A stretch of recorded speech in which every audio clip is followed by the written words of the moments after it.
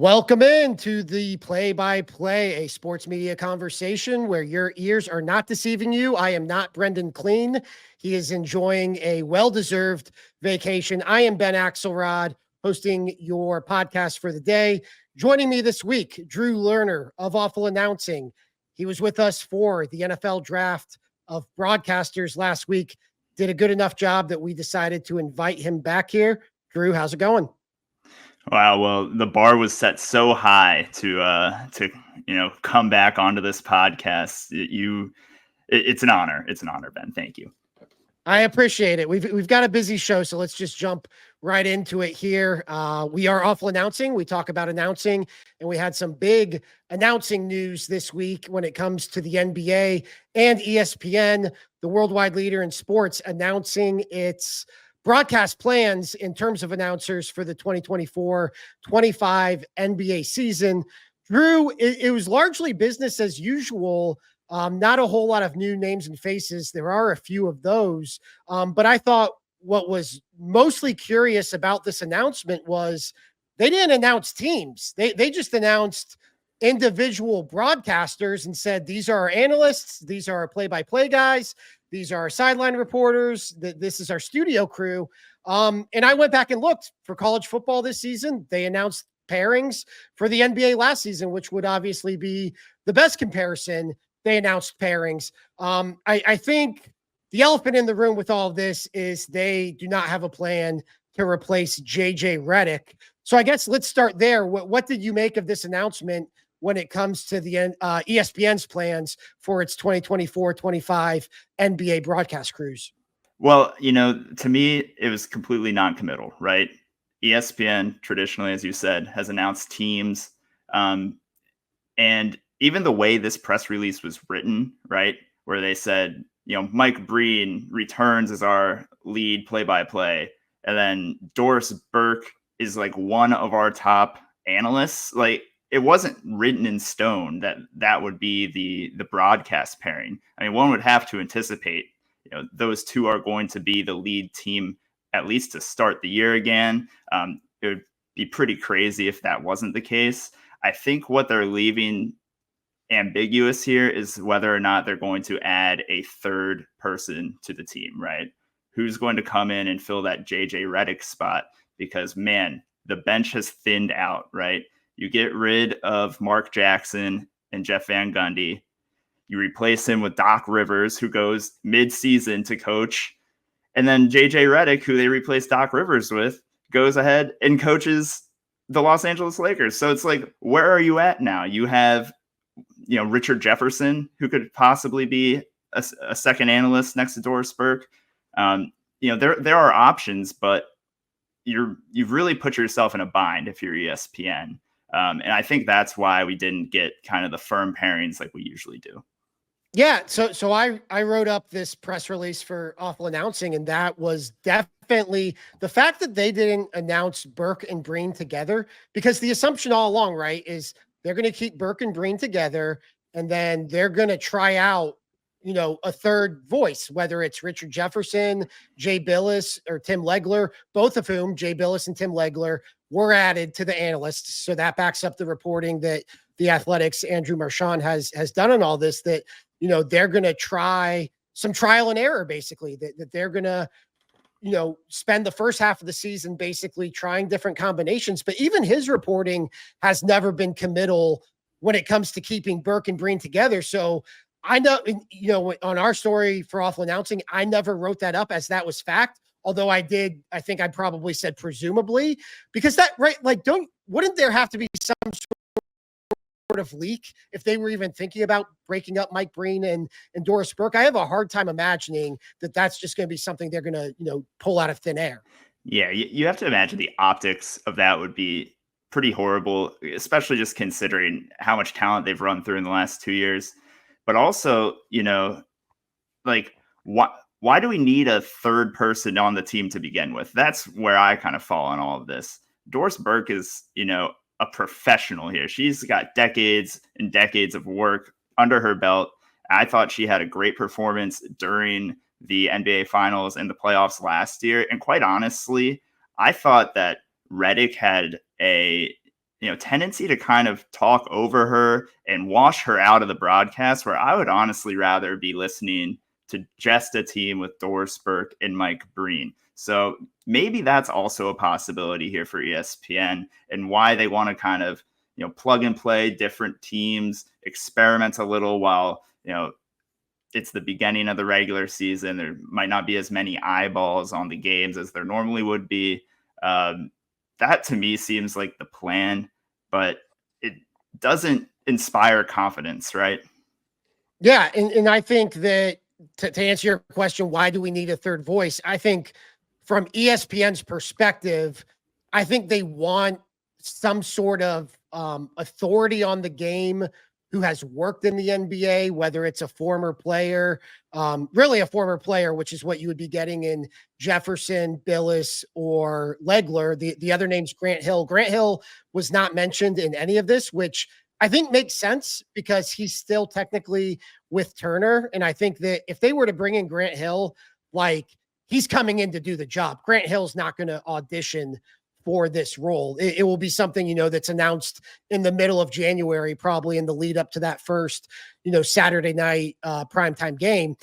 But I think they do, just ESPN, just knowing the way they handle broadcasting, they like having ex-players. They like having that voice who can speak to those experiences that they believe only an ex-player or ex-coach can give you.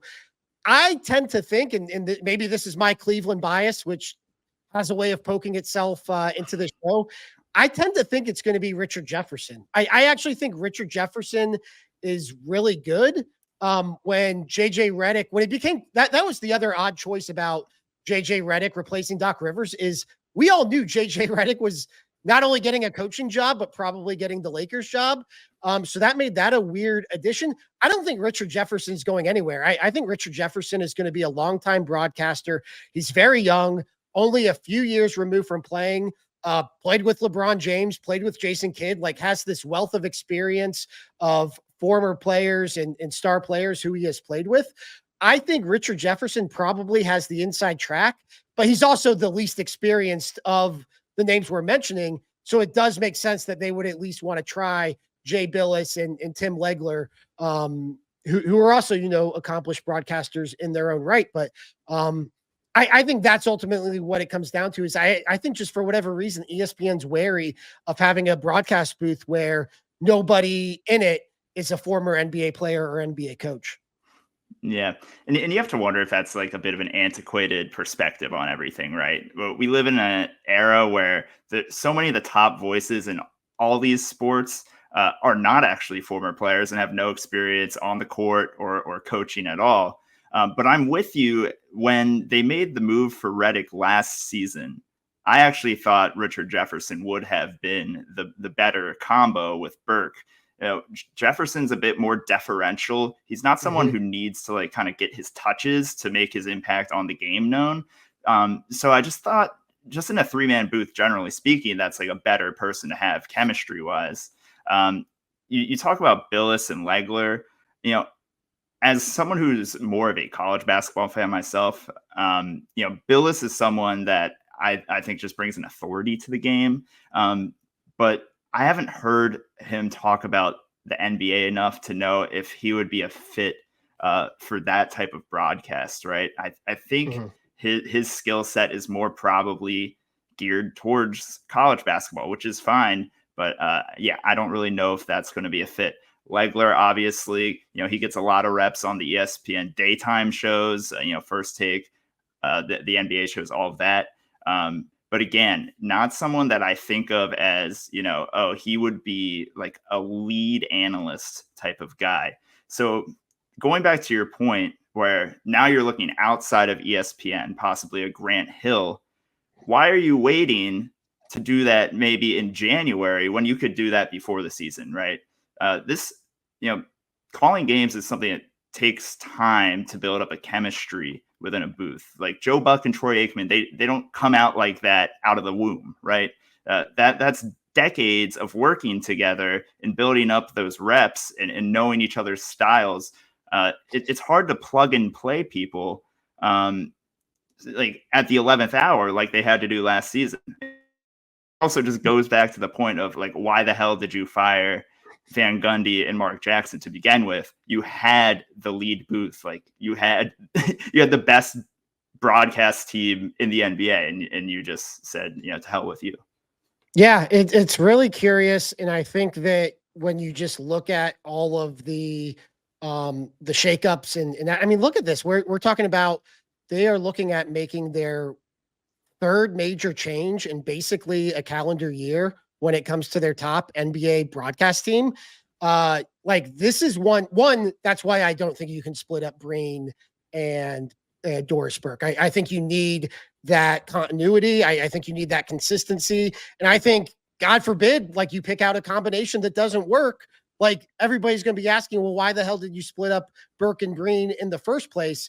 But like this is a hire they need to nail. Like this isn't just for this season. This isn't just for the second half of this season. This is for like, this should be your team now, hopefully for the next 5 years and maybe through the majority of the next NBA rights deal. So to that end, like, I guess it's understandable why you would want to give yourself as much time to make this decision. But I also think like, these are multi-millions, tens of millions of dollars worth of decisions that you're making. Like you had a whole offseason. JJ Redick took the Lakers job for all intents and purposes back in May. Like, how did you not spend these last 6 months figuring out what you're going to do with this booth? I don't get it. And isn't it funny, Ben, that last year that they thought they already had the succession plan, the B team, so to say, with, Ryan Rilko and Richard Jefferson and JJ Redick, that was the succession plan. And now it's totally been thrown out the window. The lack of foresight when it comes to ESPN's NBA talent decisions are kind of mind-boggling if you look at the last few years. I do kind of want to get to the studio show part of all of this, because I thought the non-news in the press release about the studio show was news in itself. To kind of summarize the press release, there's going to be no major changes, at least, to NBA Countdown. Malika Andrews is still going to host, and it's going to be a cast of Stephen A. Smith, Bob Myers, Kendrick Perkins, Michael Wilbon. And on paper, that sounds great, right? Like those are heavy hitters in the NBA space. But I've always said this show is something that is less than the sum of their parts. For whatever reason, they cannot get it right. And it always seems like maybe the format is what's holding them back. They don't get enough time to kind of delve into topics like inside the NBA. But, I would have expected some sort of talent change just to mix it up, get some new energy in there. I know the ESPN exec David Roberts was taken off of their NBA programming after last season. He was kind of in charge of NBA Countdown and their studio shows. So I thought whoever was going to replace him might, shake it up a little bit, but that doesn't seem like it's going to happen. Who are there any names that stand out to you just when you look at ESPN's talent pool that you'd like to see in there? Yeah, that's a good question. I hadn't really thought about it too much. But honestly, I think it's more so the people that are actually on there right now. They're kind of volume shooters, right? Stephen A. Smith needs to talk a lot to be enjoyable. So does Michael Wilbon, right? These are guys that thrive in formats where they're able to talk for 2 or 3 minutes at a time. And that's not really what the NBA Countdown format gives you, right? You have maybe 3 minutes total for an entire halftime show. And now you want to get Stephen A's opinion and Perk's opinion. And, how's Bob Myers going to fit into all that, right? So I haven't really given it much thought as to who would be better. But, maybe that's where a Zach Lowe comes in, or, another reporter, right? I'm sure Shams will be, featured on that pretty heavily, but yeah. Yeah, that was one of the smaller changes to Countdown, is obviously Shams replacing Adrian Wojnarowski, who's kind of in a contributing role where he's not on every episode, but pops in here and there. I do think that could bring new life to the show. I think that's something we've already seen through Shams's first few days at ESPN is he's a lot better at television than Adrian Wojnarowski was. I mean, Adrian Wojnarowski was just good enough to be on TV, which is fine. I mean, when you're the preeminent newsbreaker in the NBA, if not sports, like to be just good enough to be on TV is perfectly fine. Shams is actually good at TV. Like Shams has a personality. He brings a youthful energy. So I watched his first appearance on First Take on Thursday. He comes in with 2 breaking stories. They were not major stories by any stretch of the imagination. It was Danny Green retiring and Mitchell Robinson is going to be out until January, which was something that was already kind of vaguely reported. But like he knew what ESPN wanted from him. He knew what First Take wanted was, hey, this is our new newsbreaker. Let's watch him break news. And I think Shams, we've seen on FanDuel TV and to a lesser degree Stadium, how good he is at TV. So I do think that could bring a new energy to Countdown. My personal favorite, again, my Northeast Ohio bias, is Brian Windhorst. I think Brian Windhorst does the best job when it comes to playing the game that ESPN does, but not doing it in a way that dumbs it down and he makes it feel like shtick. It feels like he's giving you real analysis, but he's doing it in sound bites and in ways that kind of spin stories forward. The other part of this, and we're going to talk about Perk in a little bit here, is Kendrick Perkins is now going to be on both the ESPN and ABC versions of NBA Countdown, which probably shouldn't admit this considering, I work at a sports media site. I did not realize there were different editions of NBA Countdown. I kind of thought it was just a rotating cast. I didn't realize they were married to ESPN or ABC, but Perk is going to be on both the ESPN and ABC editions of NBA Countdown, which kind of signals that Perk is one of ESPN's signature NBA talents. And he plays that game that I mentioned with Brian Windhorst. And I don't think he does it as sophisticated as Brian Windhorst does. I think Perk is somebody who's willing to say what he thinks is going to get headlines and get clicks. Yeah, you're definitely right. And not to feed into, your Ohio bias too much, but Brian Windhorst was kind of the one name that came to mind when I was thinking about, who could you slot in there that's already in the ESPN ecosystem. But I wasn't sure if he was actually kind of a big name, a big enough name that you would want him there, right? Yeah, he's in a contributing role. So he'll be hopping, in and out. Gotcha. Yes. Yeah. I do remember that now in the press release. So I'm sure you'd be good, but as a full-time member, I'm not sure that would be something he would excel at. And I think right now what they have going for them is kind of the name brand, right? You have guys on that panel, maybe sans Bob Myers that like literally any basketball fan will know. And not to disparage Bob Myers in any way. Actually, I think he might be my favorite on that show, and I think he's also a great game analyst, by the way. But it feels like they just need some new life injected into that.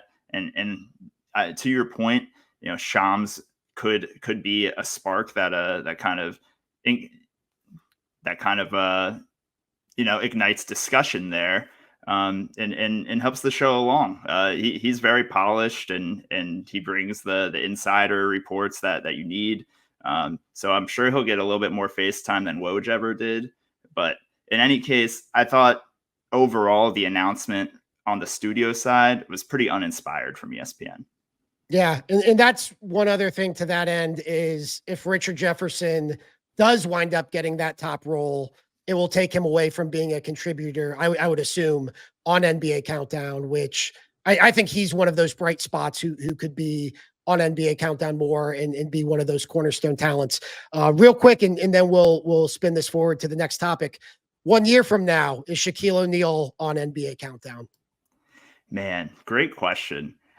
I want to know what's going to happen to all the inside the NBA talent. Obviously Barkley has kind of said that he's going to, play the company man card and continue his contract with Turner Sports.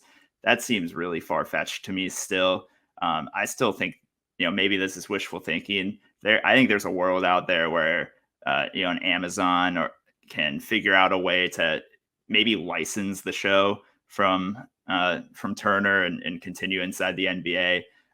I'm sure there's already reports out there that refute that, but I'm going to be an optimist here.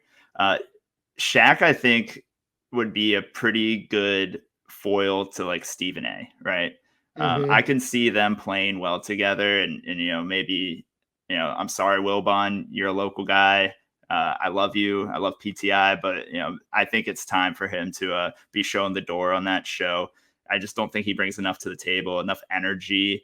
And he's kind of just an old guard person at ESPN. I think you need to do something to liven it up. Shaq is, kind of just an icon culturally. So having someone like that on the show just brings a level of,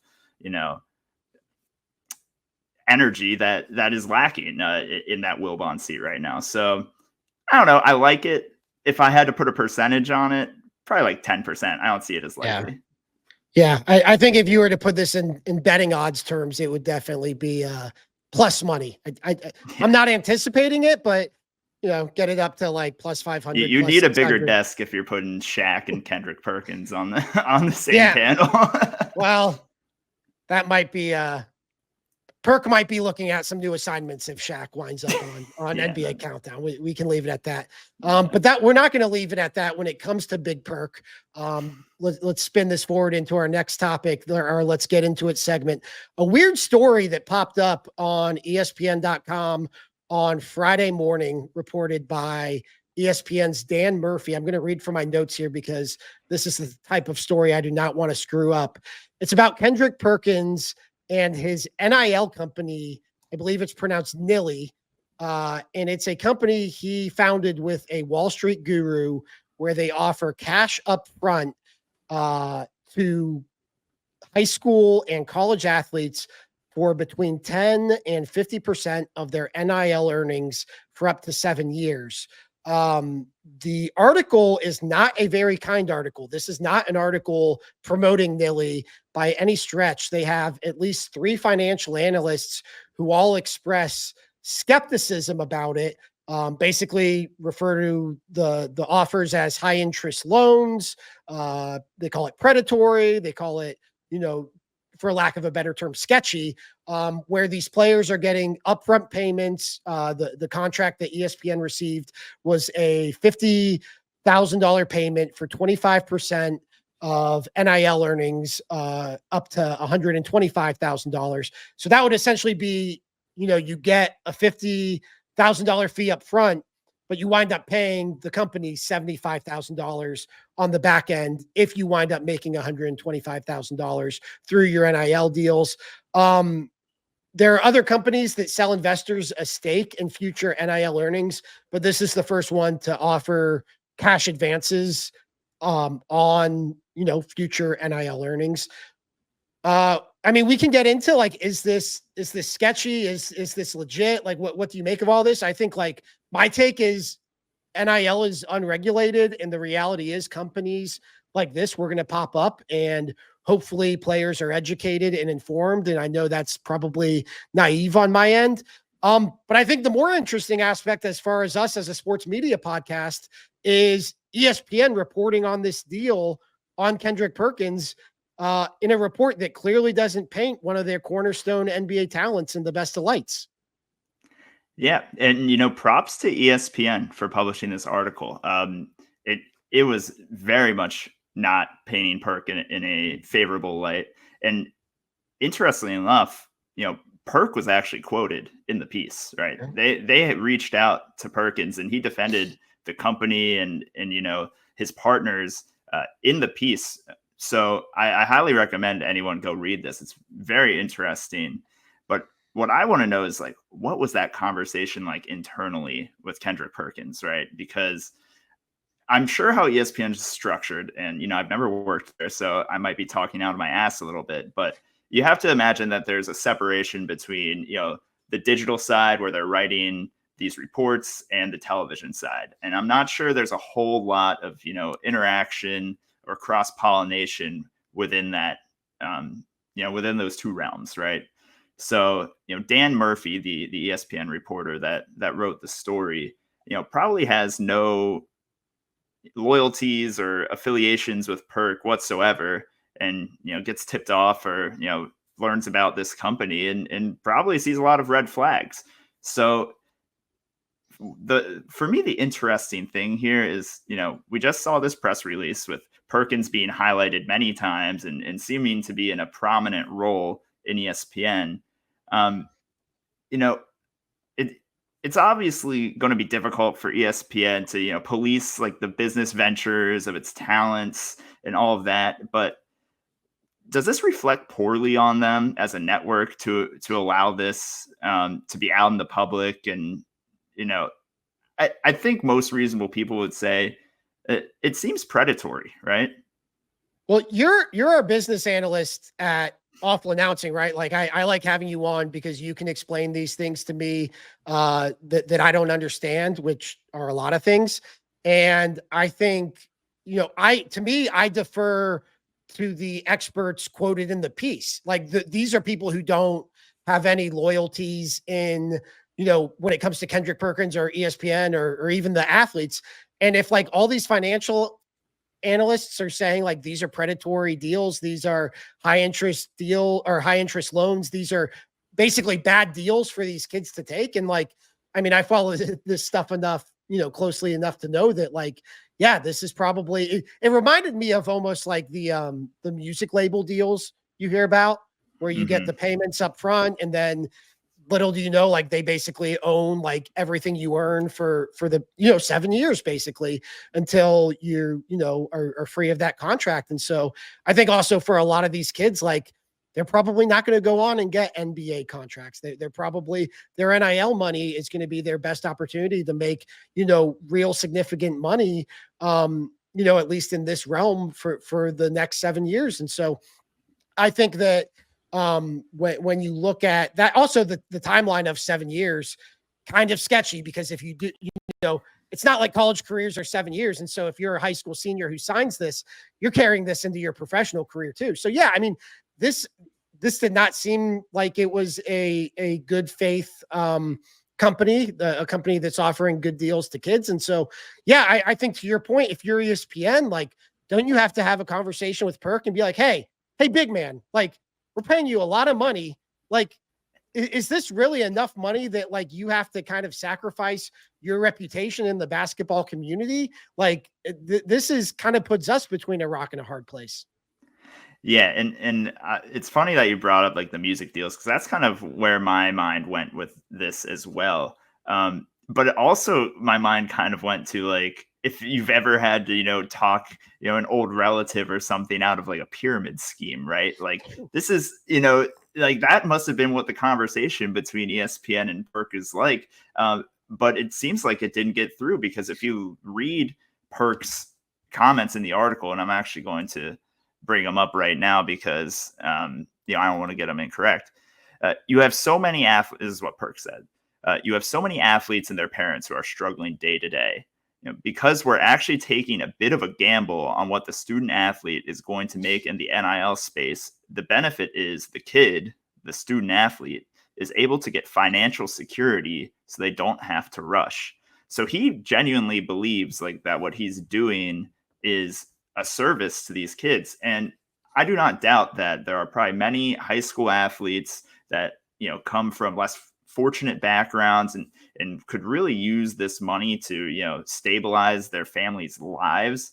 But the unfortunate thing is those are probably the same people that, don't have the, financial wherewithal to understand like how predatory this is, right? That you're going to be paying for that upfront payment way down the line. And, hey, if you're a kid where, you end up being the eighth guy on Florida Atlantic's bench for, 4 years and you get $10,000 in NIL deals, like, sure, I guess this was potentially a good deal for you. But if you're the person, like you said, that, maybe is 1 or 2 and done into the NBA and they still have your NIL rights for 5 more years, I mean, that's big time money. And I'm pretty sure if I'm reading into this correctly, that is what Nilly is banking on, right? They're getting these kids early enough and sign them to a long enough contract where they 95% of them might not pan out, but that 5% that does is going to return a lot of money because they're going to be getting a significant portion of these NIL deals, into their professional careers.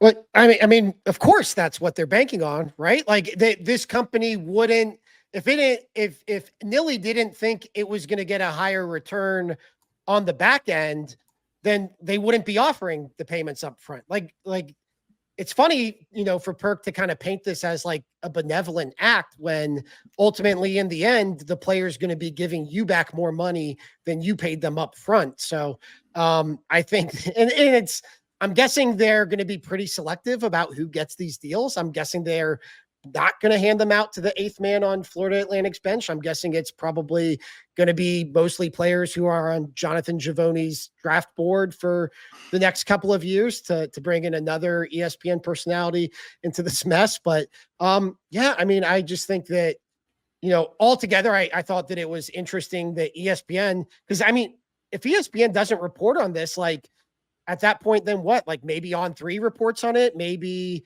another college athletics company or NIL based reporting company reports on it. But like ESPN could have kind of just let this, be Perk's deal. Although I will note that they did send it out on a Friday morning before the football season. So it was convenient timing. So this is what I kind of wanted to get to, right?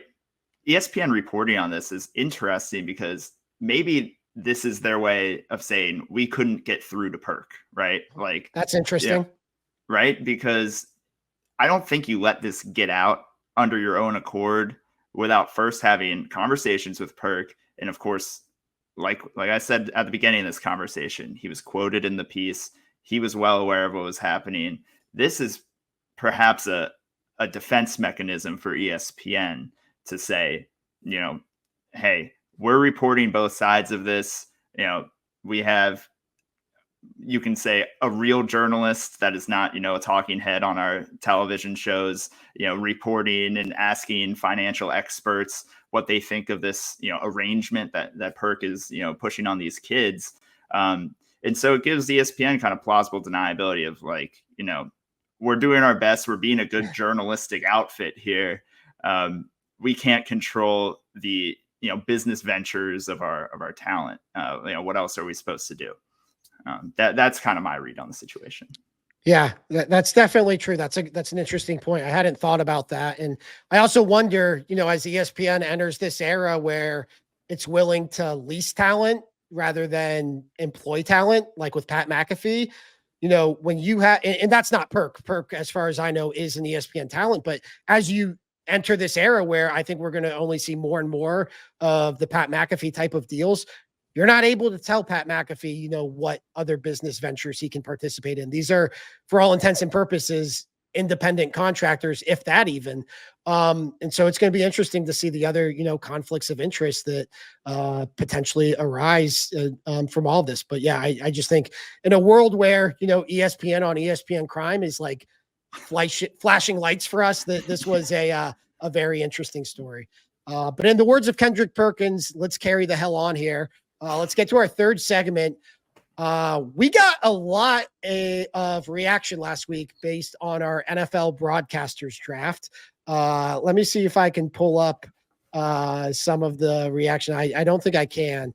But look, I'm going to be fully honest. I was not expecting Tom Brady going number 1 overall to be as polarizing as it was when I presented it to you and Brendan, and you guys were kind in comparison to the reaction I got on social media. So I guess let's just start there. Me taking Tom Brady number 1. I fully stand by it. I actually feel vindicated in it. Tom Brady is beginning to get some positive reviews for his work on Fox. I think calling that Cowboys Lions game on Sunday, where he was probably one of the only interesting aspects of it, other than the Lions just whipping the Cowboys' ass. You saw Jimmy Traina at Sports Illustrated praise him. I saw my guy Adam Kramer from Bleacher Report praise him. He's getting better. And if Tom Brady is good, he doesn't have to be great. If Tom Brady is good, I think when you bring in that star power, I stand by him going 1 of 1. So I wanted to start there. I stand by the Tom Brady pick for all you haters. Yeah, let's just say the pick has aged well so far. All right, you got 1 week of really great reviews from Tom Brady immediately after the draft, and yeah, I'd be doing a victory lap too if Jimmy Trano, wrote a blog saying Tom Brady had the best game of his career. That being said, we're going from a bar that was down here by like my belly button, and now maybe the bar is raised to like my chest, right? So we're not talking about the upper echelon of analysts yet. Like I said on last week's show, the fame matters, and for that reason, the upside of Tom Brady, even if he can get to like a B plus level analyst, I mean, just the Tom Brady factor kind of boosts that up to A plus, Right. So I last week I probably had a different opinion on your first overall pick than I did this week, but the people did speak on Twitter. I think it's worth mentioning how the poll broke down. Brendan kind of won in a landslide. He got 52% of the vote. I clocked in with 36% of the vote, and Ben at 11.5% of the vote. Kind of pulled up the rear. I'm wondering if after this week, if that would have changed.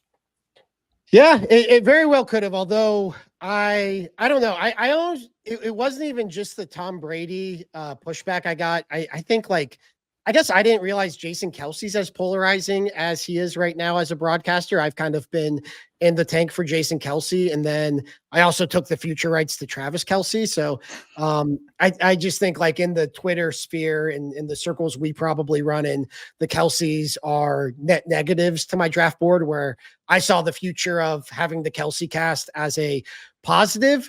But yeah, I mean, you think the Kelseys are a net negative in the Twitter sphere? I would think they would be more of a net negative outside of like online circles. Oh no, I think like the people who are on Twitter are like just kind of Kelsey'd out. Like I saw it yesterday with Travis being at the game 1 of the ALCS with Taylor Swift, and even people from Cleveland. I mean, people from Cleveland were very upset that he wasn't wearing Guardians gear, which I thought was pretty cool. We have the lowest. I'm pretty sure his girlfriend dresses him now, so it's like he doesn't have any say in that anyway. Well, the game was at Yankee Stadium too. Like famous people do not like getting booed. Like I've never been to Yankee Stadium. I'd love to go there. From everything I've heard, like that is one of the few places you do not want to wear opposing team gear. So I had no issue with it, but people, worked themselves up over it. Getting back to the draft though, looking at your board, do you have any regrets?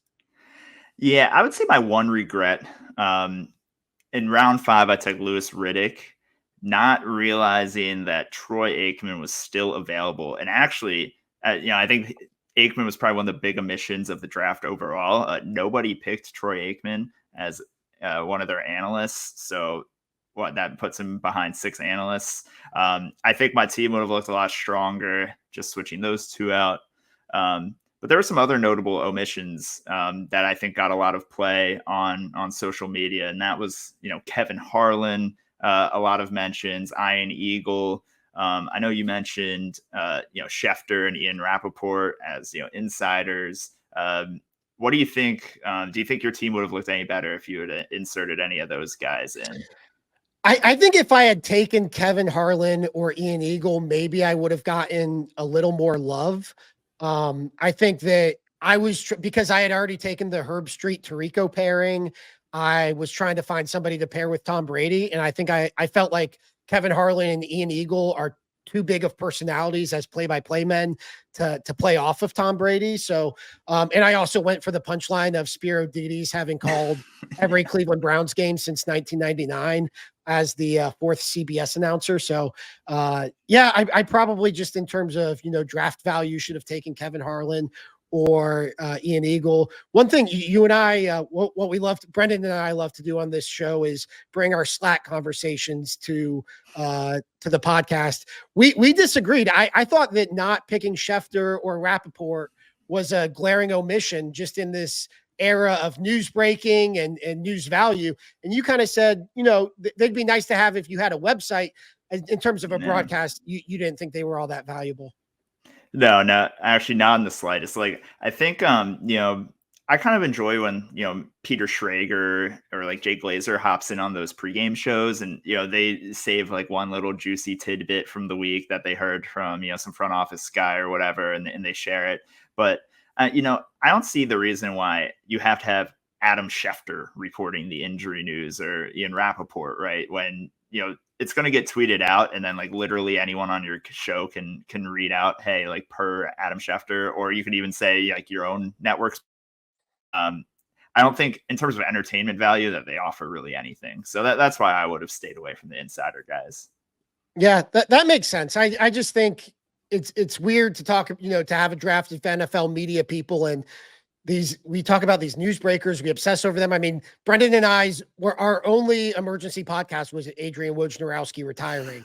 And so it felt weird to me to leave that draft and not have them. But to your point, we also didn't take Troy Aikman, who's probably like the consensus number 2 analyst in all the NFL. So yeah,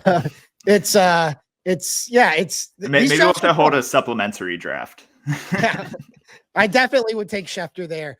I also think just based on the reaction, did you get like any negative reaction in terms of one specific pick? I don't recall. I don't think so. I did see that there's some Booger McFarland hate from for Brendan's team, but there was also a lot of people saying, how the heck is Brendan winning when he picked Booger McFarland? So it was kind of more of a backhanded slap at him. But no, I don't think anyone really had an issue with any of my specific picks. I will say there was one guy that pointed out my wild card pick, Drew Esokoff, the director of NBC's Sunday Night Football, and that made that pick worth it. He said he was the steal of the draft. So to me, that was a moral victory. Yeah, you take the victories when you can in the Twitter streets. My other takeaway from all this, just putting a bow on this and the reaction we got as a whole, because I saw people ask, like, were you guys drafting for something other than broadcasting? I think people just don't like broadcasters. Like, I mean, we work at a site called Awful Announcing, so that's kind of rich of me to say, but I think that like I think Ryan Clark for me in the 3rd round and even Nate Burleson for you in the 2nd round, like those were 2 of the steals of the draft. And I know Brendan left the draft jealous that he didn't get either of those guys. And like, I don't think I'm going to sound so condescending right now, but I don't think the average sports fan realizes stuff like the value in having a guy who can both host and be an analyst, like in the same segment. Like that is invaluable when it comes to a television broadcast. And I just like, I thought I nailed the Ryan Clark pick, and I think people left it like, I think Ryan Clark's polarizing, and I don't know why Ryan Clark would be polarizing, but like, I just don't know if I think people love Greg Olson and everybody else is either like hated or polarizing, and there's very little room for in between. I think you're right.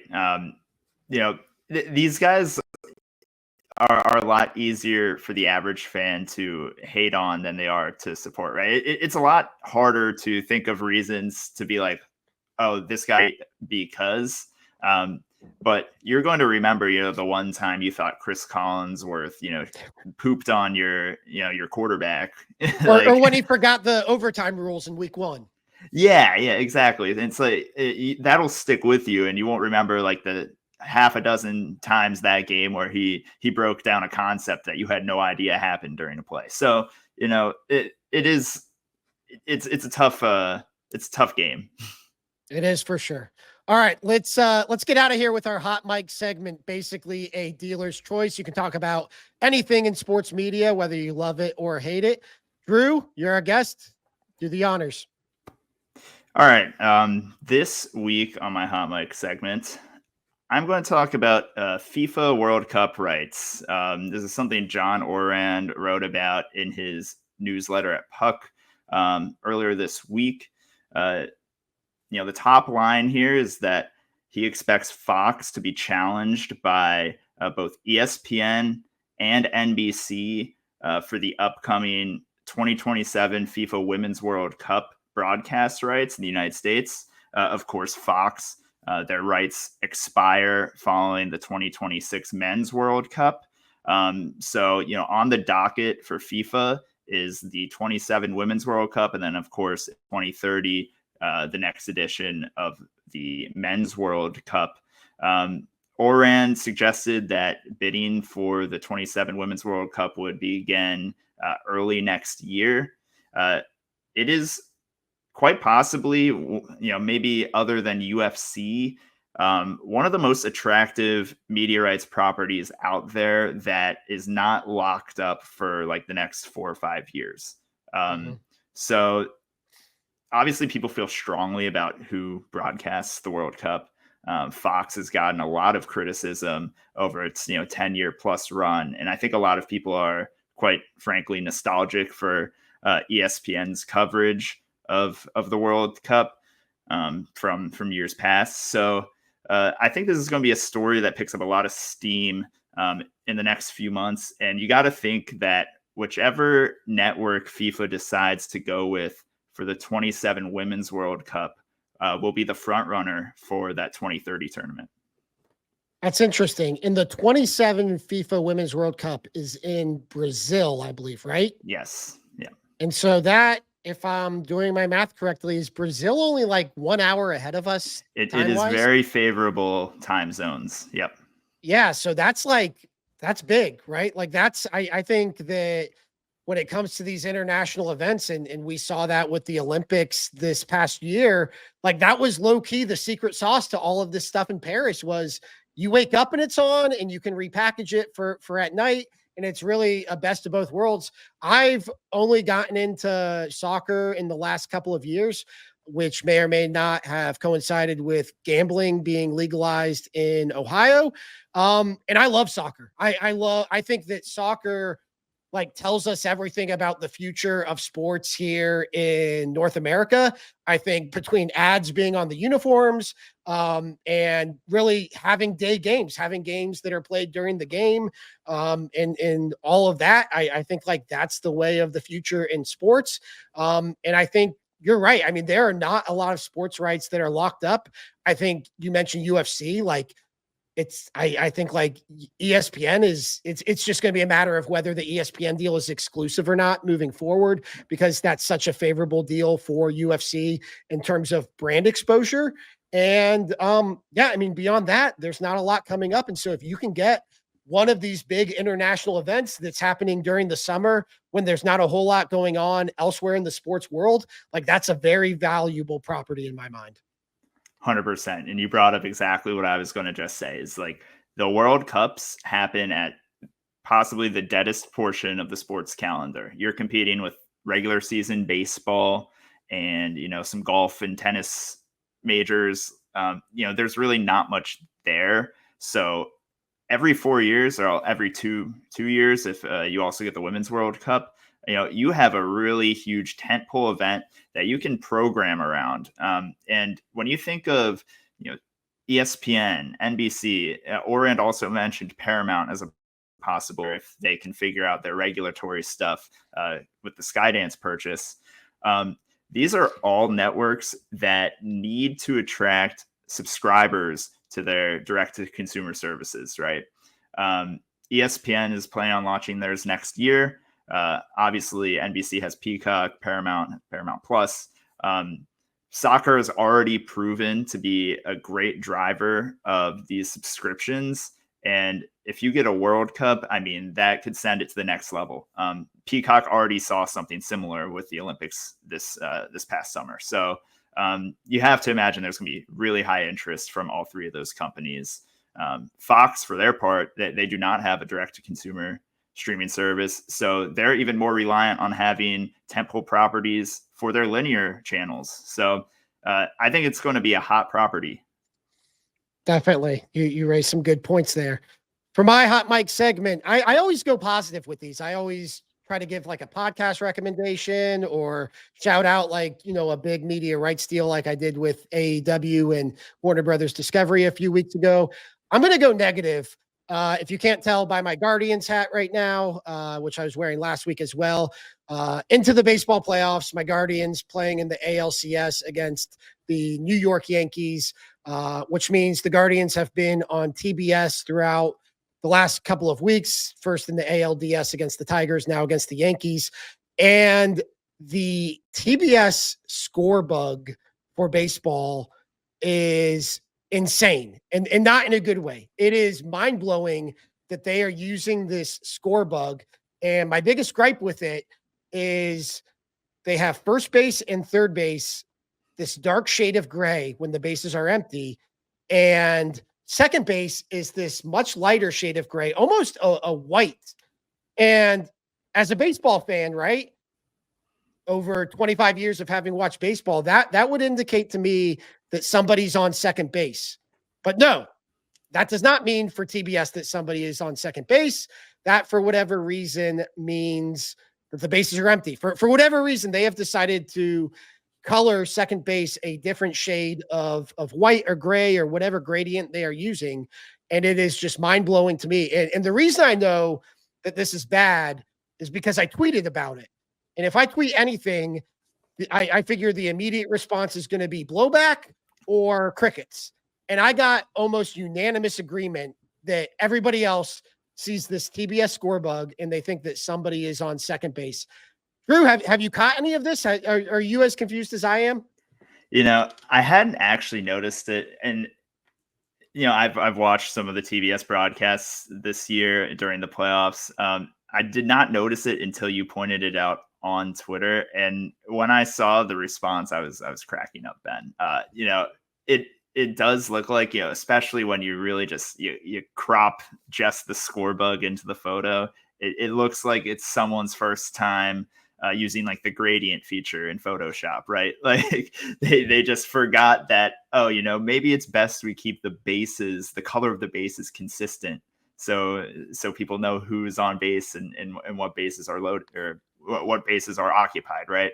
It seems like it would be the most simple thing in the world to do that. But, these television networks love to, big brain the score bug and try all these, kind of crazy things that don't need to happen. You also pointed out, I think, in your article that they don't even show the batter in the TBS score bug. They never show the batter. What's going on? I guess inconsistently they show the batter. I shouldn't say never. Every baseball game I've watched, again, for the last 25 years has had at a minimum, like the batter and the pitcher listed. And for whatever reason, which, look, I am not the biggest baseball fan anymore. I am under 40. Like I watch baseball very inconsistently. I do not know the Detroit Tigers 1 through 9 lineup. So it would be nice when I'm watching these games to know where the Guardians are in the Tigers lineup. Like, are we dealing with the middle of the order? Are we dealing with the back end of the order? What's going on? And I have no clue. I have to go on the CBS or the ESPN app and like literally look up the box score. It's too much work for me. I don't like it. And I just want to know who approved it. Like I think this is how I ended the article is at a minimum, a score bug in baseball should be able to tell you who's on base or how many people are on base, whether anybody's on base and who's at the plate. And for whatever reason, TBS has decided otherwise that they do not want to do that on an effective basis. So yeah, we've seen other weird score bugs lately. One of the football ones, I don't want to name them because I'm going to get it wrong, consistently has yellow on their score bug, which always makes it look like there's a penalty. And it's just, I just think like less is more in these situations, but I guess in TBS's cases, more should be more because they are lacking in information. The crazy thing is too, I think TNT has the best score bug for basketball. And so it's like, what happened with the baseball production here that they just kind of completely botched it? It makes no sense. Yeah, no, I don't know. Hopefully the Guardians win this one and we get on to the World Series and Fox has a better score bug for us. Rob Manfred might have something to do about that. Yeah, that's yeah, we'll see about that. I have a hard time seeing a Guardians Mets World Series happening. I don't think the Francisco Lindor storyline is as interesting to everybody else as it would be to Cleveland. But that's going to do it for this episode of the Play by Play. If you enjoyed this show, subscribe, like it, review it, find it wherever you listen to your podcasts. Thanks to Drew Lerner for joining us. Follow him on social media at DrewBeDooBeDoo. Wow. You had it. Yeah, I was tagging you in some social media posts trying to promote the podcast, and there you were, DrewBeDooBeDoo. Follow, subscribe, listen. Thanks for listening, guys.